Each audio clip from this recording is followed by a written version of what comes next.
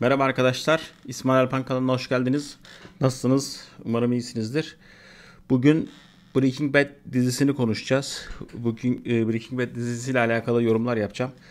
İşte sana mı kaldı kardeşim, ne alaka diziden sana ne diyebilirsiniz. Öncelikle söyleyeyim, Breaking Bad dizisi benim için çok önemli bir dizi. Dünyanın zaten gelmiş geçmiş en iyi dizisi olarak geçiyor şu anda. Çoğu kişi için önemli ama benim için ayrıyeten önemli. Bir takıntı haline geldi bende biraz bu dizi. Çok seviyorum. Ayrıyeten bu dizi temelde bir girişimci dizisi. Hani böyle rastgele sıradan bir dizi değil, bir girişim var bu dizide aslında. Hani girişimin arka planında anlatılan hikaye bir aslında girişim hikayesi. Bilmiyorum farkında mısınız, farkında mı değilsiniz ama ortada bir girişim var. O yönü de benim dikkatimi çekiyor.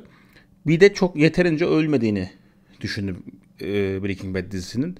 Yeterince övülmüyor. Sanki hani böyle herkes övüyormuş gibi falan filan ama kimse böyle efendi gibi övmüyor. Ben de şey diye düşündüm. Breaking Bad dizisinde öğrenilmesi gereken 10 girişim tavsiyesi listeleyeyim. Böyle bir liste yapayım. Hem de biraz diziyi öveyim dedim. Hep beraber konuşacağız. Takipte kalın. Evet arkadaşlar. Şimdi öncelikle biraz diziyi övelim. Gelmiş geçmiş en iyi dizi ama sağda solda harbiden de böyle bir övme falan çok göremiyorum ben yani. Çünkü niye insanlar böyle açık açık diziyi Breaking Bad'i övmüyorlar? Bilmiyorum. Gerçi son dönemde arttı biraz övgüler falan. Bu şey Better Call Saul dizisinin bitmesinden sonra özellikle insanlar yani bir 10 yıl önce bitmiş diziyi daha yeni keşfediyorlar şu anda bir yandan da böyle. Hatta o Walter White karakteri bir reklamda falan oynamıştı yeni. Yeni övülüyor yani böyle. Bir de yeni insanlar farkına varıyor ne kadar efsane bir dizi olduğunu belki de. Ben bu diziyi işte o zamanlar CNBC'de böyle sağda solda böyle kenarda televizyona çıkken görüp böyle izliyorum böyle falan. Ulan diyorum bu ne güzel dizi lan bu falan diyordum. Öyle başladım. O CNBC'de gerçekten yayınlanıyordu yani Amerika ile aynı dönemlerde herhalde yayın zamanları. O zaman tabii farkında değiliz bu kadar efsane bir dizi olduğunu. Sonradan da işte tekrar izlemeler falan filan derken birçok defa izledim. Hatta ara ara böyle dandik bir dizi izleyeceğime Breaking Bad'i açıp izliyorum. Bazı random bölüm açıyorum falan böyle veya random sahne açıyorum. Hani böyle ya zaten öyle insanların random sahne açıp izlediği iki tane herhalde dizi var. Bilmiyorum bir Kurtlar Vadisi var. Rastgele sahne açıp izlendiği bir de ben Breaking Bad izliyorum yandan. Abi dizi çok iyi dizi. Niye dizi? Çünkü zaten hani şey diye geçiyor böyle Breaking Bad. En iyi senaryo falan diye geçiyor yani. Gerçekten yazılmış en iyi senaryo. O kadar senaryo tam oturuyor ki karakterlerle o kadar senaryo bütünleşmiş ki bir kişinin niye nasıl yaptığını sana öyle bir ikna ediyor ki yani bir hareket yapıyor adam. Sen zaten o hareketin öyle yapacağına ikna olmuşsun. Ayrıyetten o hareketi o kadar zeki yapıyor ki bir de hayran oluyorsun. Yani dizi tamamen böyle geçiyor ve çok küçük bir ekip var dizide dikkat ederseniz. Hep aile arasında geçiyor. Bütün muhabbet aile karakterleriyle geçiyor. Yani böyle işte e, birbirlerinin şey oluyor. Bacanak mı oluyor? Ne oluyorlar? Şeyle Hank'le Walter White akrabalar. Birisi uyuşturucu üreticisi. Diğeri DEA'nin en önemli ajanlarından bir tanesi ve bunlar akrabalar. Yani aslında çok şans bu öyle mi şans olur falan filan diye şey yapıyor ama dizide tabii onu sebebini de o yapıyor ya böyle hani Walter'ın bu işe başlamasının sebebi aslında Hank'le beraber ilk benimle beraber işte baskın var baskına gelir misin demesiyle başlıyor yani sebebi de o yani o adam zaten hani hatta konunun çözüldüğü noktada o işte Walter'ın evine ziyarete geldiği zaman tuvalette deftere bakıyor oradan anlıyor ya yani aslında hani sen şaşırmıyorsun zaten sebebi de bu aile ilişkisiydi Walter'ın bu işe girmesinin sebebi falan dizide en iyi senaryo diye geçiyor ve izlediğiniz zaman zaten anlıyoruz her şeyiyle yani böyle bütün her sezonda yükselen bir seviye var. Her sezonda rakipleri çok net belli. Çok rakipleri kimle mücadele edeceği her sezonda belli ve her zaman o rakip bir seviye üst artmış oluyor. Hani her bölümde, her sezonda o rakip artıyor, seviyesi artıyor yani. Ve onda Walter ve Jesse'nin bununla mücadele tarzı o kadar çok yani gerçekçi ve şey geliyor ki, böyle o kadar hani zeka dolu geliyor ki hayran oluyorsun yani.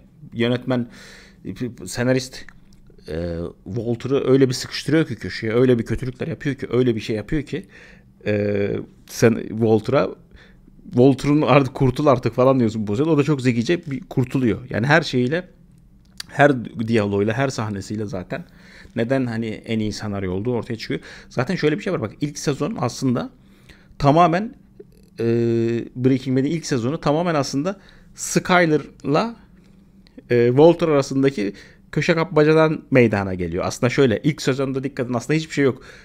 Sadece Skyler var, korku unsuru. Dizinin yarısı Skyler ilk sezon.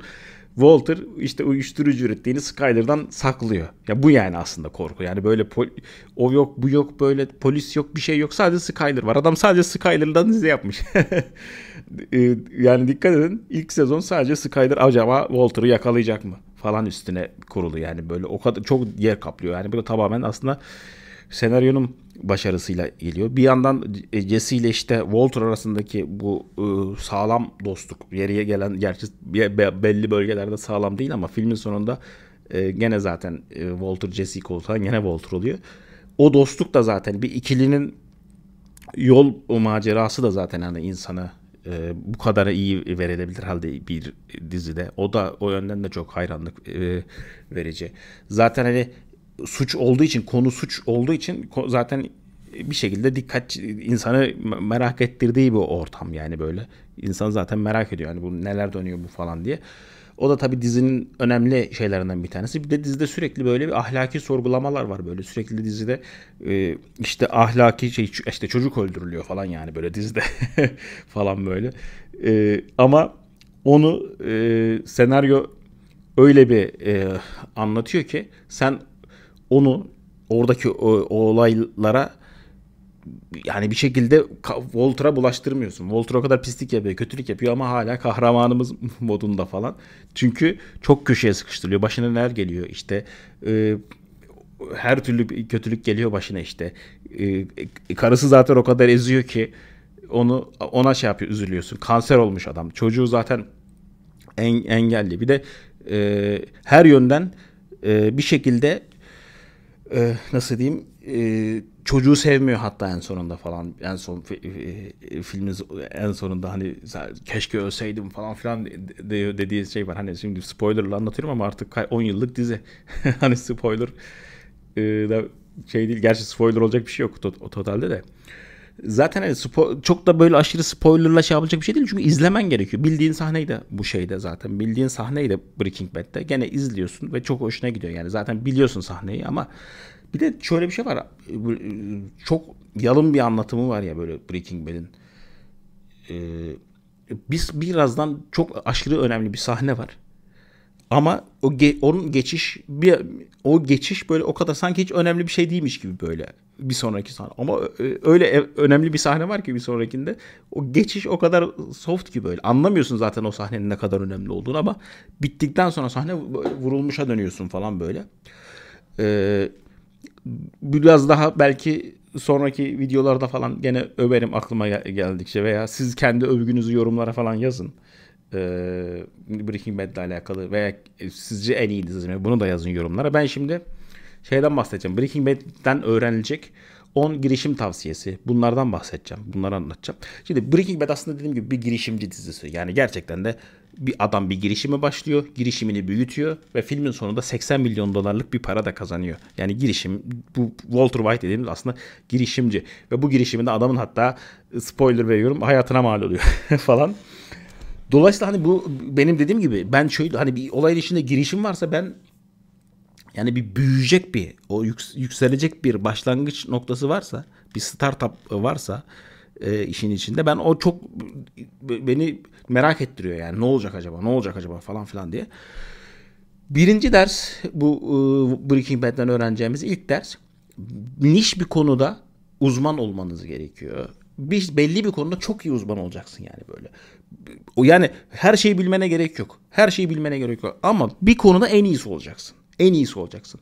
İşte Walter White hikayemizde Walter White ne? Çok iyi kimyacı. Hani normalde bu hikayenin başlama sebebi de aslında Walter White'in çok iyi kimyacı olması. Hani Walter White çok iyi kimyacı olmadan da normal günlük yaşayan birisi. Ama bu oradaki girişimin başlanma sebebi Walter White'ın çok iyi kimyager olması. Bu işte sen nasıl yansıyabilir? Mesela çok iyi yazılımcı olabilirsin. Çok iyi grafiker olabilirsin. Ama çok iyi olman lazım. Yani böyle abi ben de ortalamayım değil. Çok iyi hani grafikersen çok iyi olman lazım. İşte ne bileyim pazarlamacısın diyelim, çok iyi olman lazım. Hani diğer taraflarda eksik olabilirsin. Diğer taraflarda şey olabilirsin. Ama bir tanesinde ne bileyim yazılımla alakalı teknik kısımda mesela yazılımı iyi bilmiyor olabilirsin ama çok iyi server yönetiyor olman lazım mesela. Veya çok iyi veri tabanı optimizasyonu bilmen lazım. Yani bir konuda niş olman lazım ki gerçekten umut vaat etsin ileride. İleride bir gol atabil yani falan yani. Ben mesela işte kendimi çok iyi programcı görüyordum. İyiydim yani. Çok ukalayımdır bu konuda ama pazarlama şu bu falan çok kötüydüm ama filmin sonunda ben de bir şekilde reklam sektörüne girdim ve reklamcı da oldum bir yandan. Anladın mı? Hani bu süreç beni reklam sektörüne soktu. Onu da öğrenmem gerekti. Çok iyi reklamcı olabilirdin. Öyle de girebilirdin. Mesela bir girişime. Şimdi ikincisi, şimdi Breaking Bad'de her şey aslında 2 yılda bitiyor. Tamam böyle hani böyle şey sürmüyor böyle. İşte 10 yıl sürmüyor. Her şey ilk kanser olduğunu öğrendiğinden 80 milyon doları elde ettiği an, hatta Jesse'yi kurtardığı ana kadar, en son 5. sezonun son anına kadar aslında 2 yıl geçiyor. Çok hızlı geçiyor aslında bir süre yani. Anlatabiliyor muyum? Hani bir de şu var. Bir girişim eğer tutacaksa hemen aslında hızlıca belli ediyor. Şimdi bir insan bir sürü girişim yapabilir. Bir sürü girişim deneyebilir. Çünkü zaten 10'da 1'dir oran aslında. 10 tane fail yaparsın, 10 tane hata yaparsın. Bir tanesi tutar. Yani anlatabiliyor muyum? 10'a 1'dir genelde bu oran. 10 tane fail olman lazım. 10 tane başarısız olman lazım. Ha, tabii başarısız olmayla alakalı temel kural nedir? Başarısız olurken hani arı gibi bir kere sokunca ölüyor ya. Ömrünü verme yani. 2 yılda belli oluyor abi. 2 yılda bitiyor bak bütün hikaye. Sıfırdan 80 milyon dolara 2 yılda. Yani bir girişimin başarılı olacak. Zaten hani, bir girişime ömrünü vermemen gerekiyor. Veya bir hataya ömrünü hemen hata yapman gerekiyor. Hemen hata yapıp ondan vazgeçmen gerekiyor. Tabii ne zaman vazgeçeceğini iyi bilmen lazım ama ilk lezzeti alman lazım. Zaten burada şey şu. İlk müşterinin lezzetini almak. Hala sen ilk internet sitesi yaptıysan ilk ziyaretçinin, sitene giren ilk ziyaretçinin lezzetini almak. O hani o değişikliği görmek. O hani zaten hani girişimciliği insanların yapma sebebi çok büyük paralar şu bu falan filan, tabii ki o, ama asıl insanı mutlu eden şey ilk fatura. İlk kesilen fatura. Anlatabiliyor muyum böyle hani ilk müşterinin, ilk çözdüğün problem, ilk para kazanma an, yani girişimcilikle alakalı en önemli şey.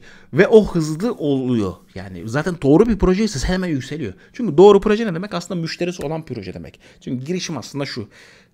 Müşterisi olan bir alanda iş yapıyorsun sen. Anlatabiliyor muyum? Müşteri yoksa o alan o girişim değil. O hobi. Müşteri seni adam ediyor. Ve zaten müşterisi olan bir alan hızlı giriliyor zaten. Müşterisi hemen alıyor ve ilerliyorsun. Artık o ilk müşterilerden sonra senin karakterin değişiyor zaten. Olumlu manada. Artık eskisi olmuyorsun.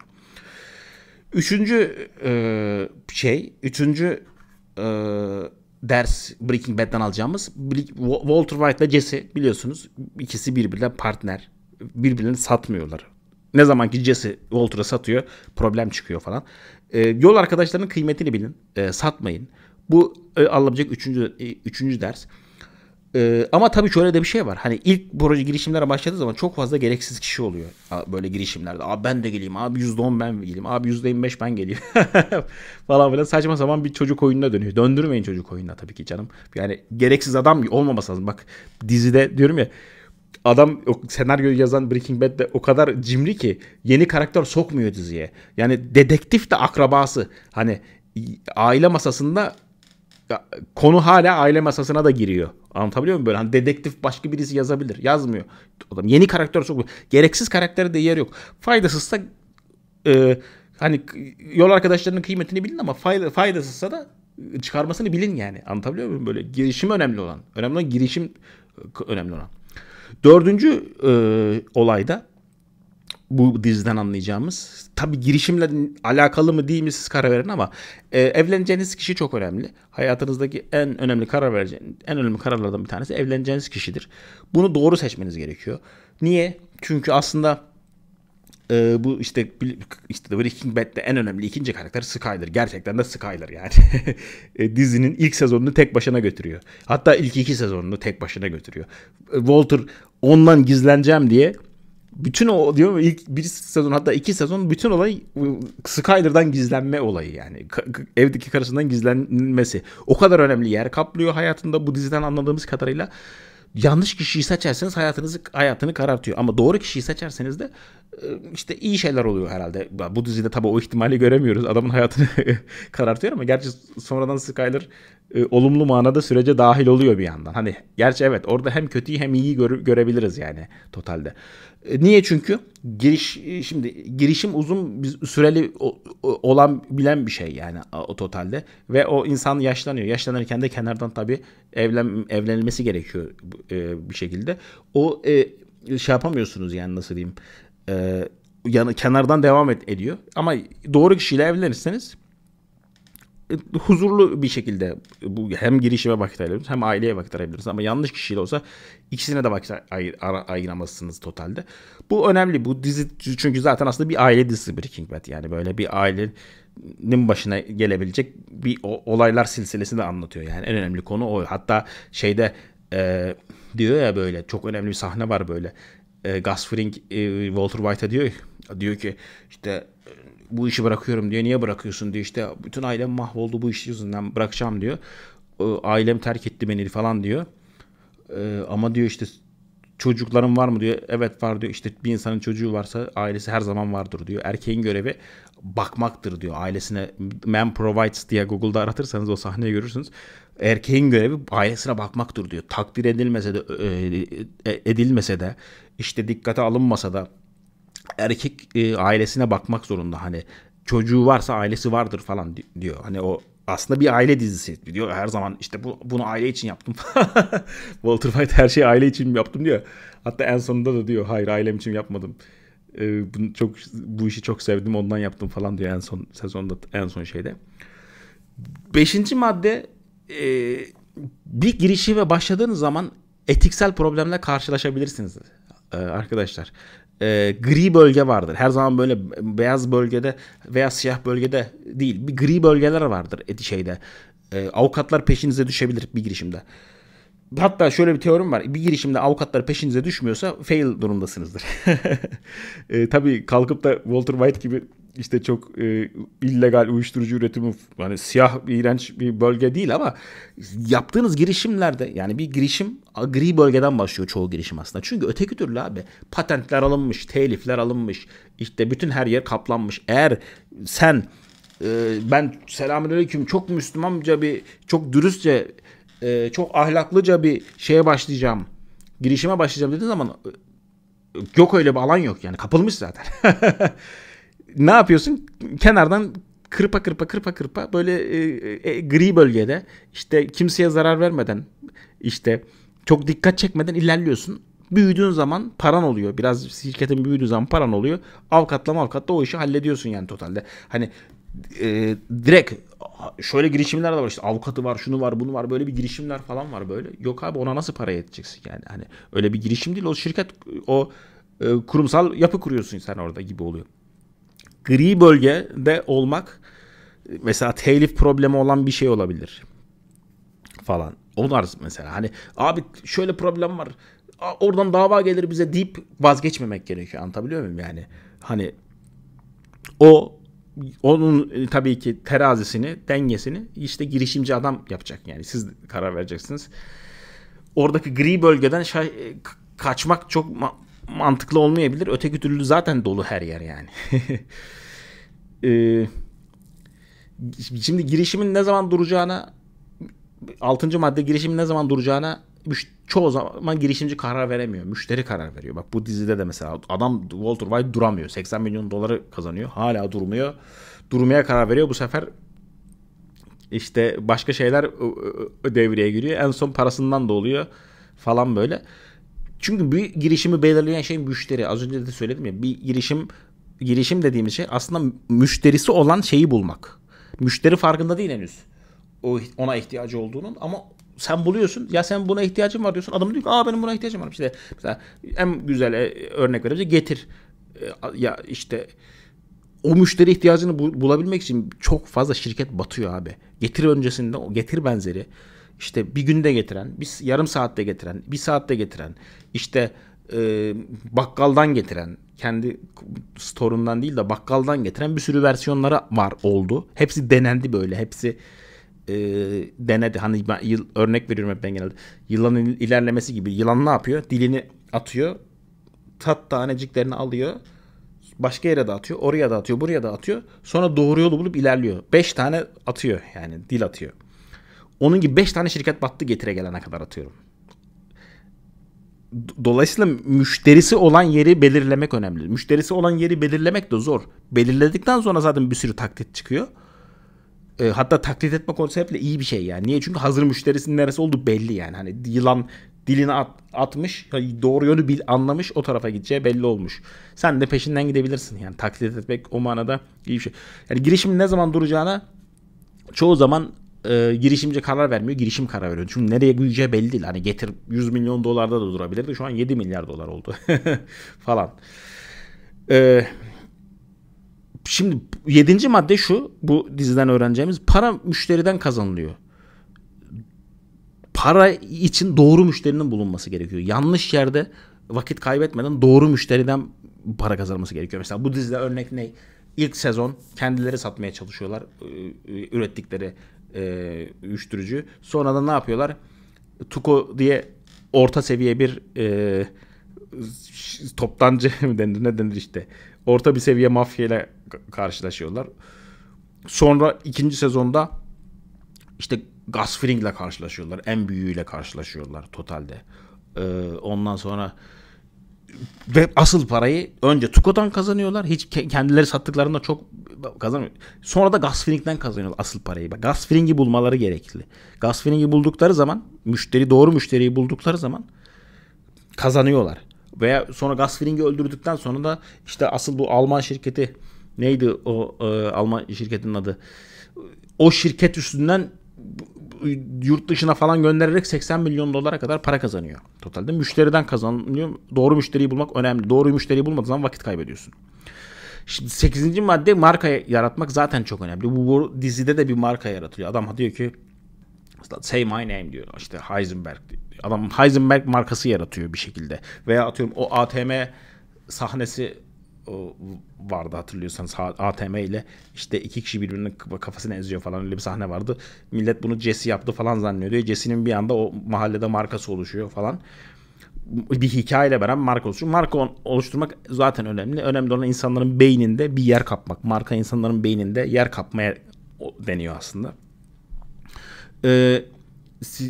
9. madde ekibiniz olacaksa en iyisi olması gerekiyor. Bir şekilde en iyisini bulmak gerekiyor. Mesela dizide baktığın zaman Saul Goodman var abi. En iyi avukat. Daha üstü yok yani.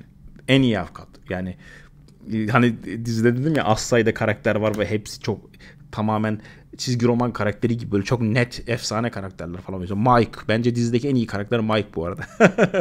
Adam her türlü pisliği yapıyorsun, temizliyor falan yani, böyle efsane bir karakter Mike. 3. sezonda geliyor Mike ve geldiği andan itibaren zaten adam bütün problemleri çözüyor yani, böyle bir problem çözücü Mike. Tabii sonra Walter onu öldürüyor falan en sonda. Mike karakteri mesela çok doğru iş bitiriyor. İşte Saul Goodman en iyisi. Saul Goodman zaten Gus Fring'i getiren, bu arada Saul Goodman yani doğru müşteriye getiriyor mu? Saul Goodman getiriyor Gus Fring'i Walter'lara. Saul bir sürü problemlerini çözüyor. Yani o kadar doğru karakter ki böyle hapse girmelerini engelliyor falan yani. Aslında bir sürü problem çözüyor. Girişimde 10. madde şu. Girişimdeki dediğim gibi en önemli kısım zevk almak. Yani bu girişim tabii ki para için yapılıyor ama o zevk almadan girişim ilerlemiyor. O girişimdeki zevkler ne abi? İşte internet sayfana gelen kullanıcının internet sayfanda dolaştığını görmek. Ne bileyim, ilk müşteriye fatura kesmek, ondan ödeme almak. Az da olsa. bütün zevk buralarda. Yani bütün zevk girişimin damla damla ilerlediğini görmek işte. İleride belki 100 milyon dolar da kazanırsın ama o kadar zevk vermeyebilir. Böyle 1000 TL'lik bir fatura kadar zevk vermeyebilir mesela, atıyorum o şey. Dolayısıyla o zevk almak önemli. Hatta klasik girişimci adam para kazanır, ondan sonra kazandığı bütün parayı sonra Bitcoin'e falan orada burada çöp eder. Yani çünkü parayı kazanmak başka bir sanattır. Parayı büyütmek, yönetmek başka bir sanattır ya falan. Bu Walter White da 80 milyon doları kazanıyor. Ondan sonra işte Hank öldürülmesin diye büyük bir kısmını bu Todd denen elemanın amcasına veriyor. Jack miydi onun adı? Jack alıyor. Yani mafyaya kaybediyor aslında bütün parasını. O kadar şeyi, yani o kadar kazanıyor çarçur ediyor. Kendine 10 milyon dolar falan kalıyor işte, çocuklarına falan böyle. İşte zaten hani parayı kazanmak başka bir sanat, onu yönetmek, büyütmek başka bir sanat ya. Hani ben bunu çok iyi başardım, ötekini de başaracağım dememek gerekiyor. O başka bir durum. Onu da öğrenmek gerekiyor belki şeyde. Ama dediğim gibi zaten hani girişim kısmı o kadar zevkli ki zaten. Onu diyorum. O kadar zevkli ki o toplanan paranın nerede çarçur olacağını o kadar belki önemsemiyor. Anlatabiliyor muyum? Onu da önemsemek gerekiyor. Ama girişimin zevkli olduğunu, zevk alınmadığı zaman bir hata olduğunu da öğrenmek gerekiyor. Evet arkadaşlar, Breaking Bad dizisiyle alakalı başka videolar da çekebilirim gaza gelirsem. Breaking Bad dizisiyle alakalı hani dediğim gibi en iyi dizi zaten. Bunlara ekleyeceğiniz bir şey var mı sizin? Bu diziden öğrenecek girişimci tavsiyesi var mı? Varsa yorumlara yazın. Bu diziyle alakalı yorumlarınızı yazın. Bu videoyla alakalı yorumlarınızı yazın. Ne tarz videoları çekmemi istediğinizi bahseden yorumlar yazın. Yorumlar önemli. Beğenilerinizi yapın. Abone değilseniz abone olun. Önemsiyorum bunları. Hep beraber başka bir videoda görüşmek üzere. Kendinize iyi bakın.